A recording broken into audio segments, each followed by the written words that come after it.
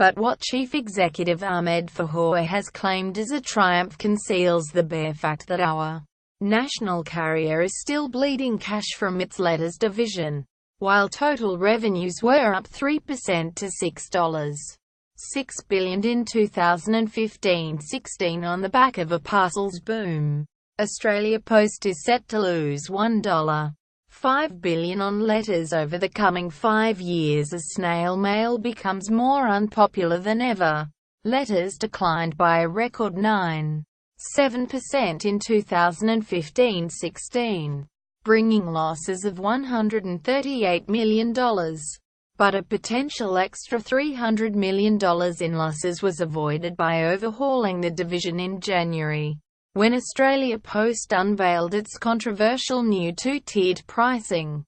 Mr. Fahour said that, before the reforms, the publicly owned company had been on track to lose $5 billion on letters in the 5 years to 2021. This is a $3.5 billion turnaround in less losses to protect the taxpayer from the decline in this particular service usage, he said. Mr. Fahour defended Australia Post's new two-speed letter service, which since January has split regular post into $1.50 per priority mail and $1 snail mail, which can take up to 6 working days to deliver. The 50-cent priority label must be affixed along with a $1 stamp. He said the vast majority of non-business customers chose to stick with regular mail, while 9% chose the priority option, which takes up to 4 days. Only express post envelopes are now delivered the next day, at a cost of $5.75. In a year of big changes and the inevitable customer complaints that go along with them, Australia Post appointed Christine Corbett to the new role of Chief Customer Officer and Greg Sutherland as Chief Innovation Officer, Business and Government, which buy high-volume prepaid postage and account for 97% of all mail sent, were opting for 70% regular post and 30% priority. Mr. Fahour said, "For every $1 increase in revenue, you will lose 25 cents in terms of the vol effect," he said, citing the analysis Australia Post presented to the ACCC ahead of the reforms. Using those models, something in order of 1 to 2% of volume decline can be attributed to price. He said business customers were hit with a price increase to an average 70 cents per stamp, while stamps for concession card holders and Christmas cards were frozen at 60 cents, the 2010 price. To protect those people who are vulnerable, we are also working with customers where they need digitization. Digital visits are up 25.3% to 182 million.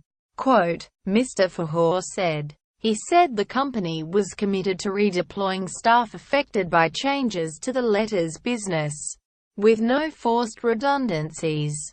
The parcels boom. While letters have declined 43% in 8 years as Australians increasingly move their communications online, parcels are booming. The parcels business has performed well despite increased competition from overseas players.